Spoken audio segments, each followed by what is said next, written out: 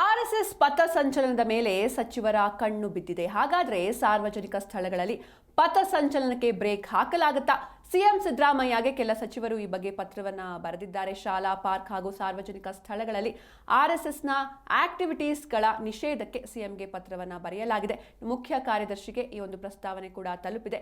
ಸಿಎಂಗೆ ಪ್ರಸ್ತಾವನೆ ಸಲ್ಲಿಸಿದ್ದಾರೆ ಪ್ರಿಯಾಂಕ್ ಖರ್ಗೆ. ಹಾಗಾದ್ರೆ ಸಾರ್ವಜನಿಕ ಸ್ಥಳಗಳಲ್ಲಿ ಈ ಒಂದು ಪಥಸಂಚಲನಕ್ಕೆ ಬ್ರೇಕ್ ಹಾಕಲಾಗುತ್ತಾ ಅನ್ನೋದು ಸದ್ಯದ ಪ್ರಶ್ನೆ. ಸಿಎಂ ಸಿದ್ದರಾಮಯ್ಯಗೆ ಕೆಲ ಸಚಿವರು ಪತ್ರವನ್ನ ಬರೆದಿದ್ದಾರೆ. ಆರ್ಎಸ್ಎಸ್ ಪಥಸಂಚಲನದ ಮೇಲೆ ಸಚಿವರ ಕಣ್ಣು ಬಿದ್ದಿದೆ. ಶಾಲೆಗಳು, ಪಾರ್ಕ್ಗಳು ಹಾಗೂ ಸಾರ್ವಜನಿಕ ಸ್ಥಳಗಳಲ್ಲಿ ಈ ರೀತಿ ಪಥಸಂಚಲನ ಮಾಡಬಾರ್ದು, ನಿಷೇಧವನ್ನ ಮಾಡಬೇಕು ಅಂತ ಸಿಎಂಗೆ ಪತ್ರವನ್ನ ಬರೆಯಲಾಗಿದೆ. ಆರ್ಎಸ್ಎಸ್ ಬ್ಯಾನ್ ಮಾಡಕ್ಕೆ ನಾ 3 ಬಾರಿ ಪ್ರಯತ್ನ ಮಾಡಿದ್ವಿ.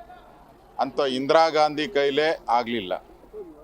ಇನ್ನು ಈಗ ನರೇಂದ್ರ ಮೋದಿ ಅವರೇ RSS, ಅಮಿತ್ ಶಾ ಅವರೇ RSS, ದೇಶದ ರಾಜ್ಯಪಾಲರುಗಳು ಬೇಕಾದಷ್ಟು ರಾಜ್ಯಪಾಲರು ಎಲ್ಲ RSS ಅವರು. ಇಡೀ ದೇಶನೇ RSS ಇದ್ದಾಗ ಈ ಕಾಂಗ್ರೆಸ್ ಇವತ್ತು ದೇಶದ ಪಾರ್ಟಿಯಾಗಿ ಉಳಿದಿಲ್ಲ, ಭಾರತದ ಪಾರ್ಟಿಯಾಗಿ ಉಳಿದಿಲ್ಲ. ಅದೊಂದು ರೀತಿ ರಾಹುಲ್ ಗಾಂಧಿ ಅವರು ಇವತ್ತು ಪಾಕಿಸ್ತಾನದಲ್ಲಿ ವೆರಿ ಪಾಪ್ಯುಲರ್.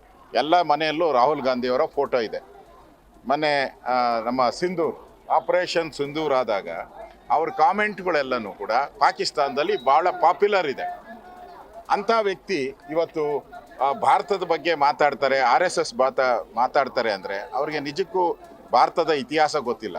ಅವರು ವಿದೇಶದಲ್ಲೇ ಆಲ್ಮೋಸ್ಟ್ ಆಲ್, ನೆನ್ನೆ ನಾನು ಮಾಧ್ಯಮದಲ್ಲಿ ನೋಡ್ತಾ ಇದ್ದೆ, ಸುಮಾರು 61 ವರ್ಷದಲ್ಲಿ 60 ಬಾರಿ ಅವರು ವಿದೇಶಕ್ಕೆ ಯಾವುದೇ ರೀತಿ ಇನ್ಫಾರ್ಮೇಷನ್ ಕೊಡದೆ ಸರ್ಕಾರಕ್ಕೆ, ಯಾಕಂದರೆ ಅವ್ರಿಗೆ SPG ಇದೆ, SPG ಅವ್ರಿಗೂ ಇನ್ಫಾರ್ಮೇಷನ್ ಕೊಡದೆ ಕಾಣೆಯಾಗಿದ್ದಾರೆ ಅಂತ SPG ಅವರೇ ಕಂಪ್ಲೇಂಟ್ ಮಾಡಿದ್ದಾರೆ ದೇಶಕ್ಕೆ. ಏನಕ್ಕೆ ಹೋಗಿದ್ರು, ಯಾವ್ಯಾವ ದೇಶಕ್ಕೆ ಹೋಗಿದ್ರು, ಇದೆಲ್ಲ ಕೂಡ ಕ್ವಶನ್ ಮಾರ್ಕೆ. ಅಂಥವರು RSS ಬಗ್ಗೆ ಮಾತಾಡೋವಂಥ ನೈತಿಕ ಅಧಿಕಾರನೇ ಇಲ್ಲ. ಇವತ್ತು ಯಾವುದಾದ್ರೂ ಒಂದು ರಾಷ್ಟ್ರ ಪ್ರೇಮವನ್ನು ಕೊಡುವಂಥ ಸಂಸ್ಥೆ RSS.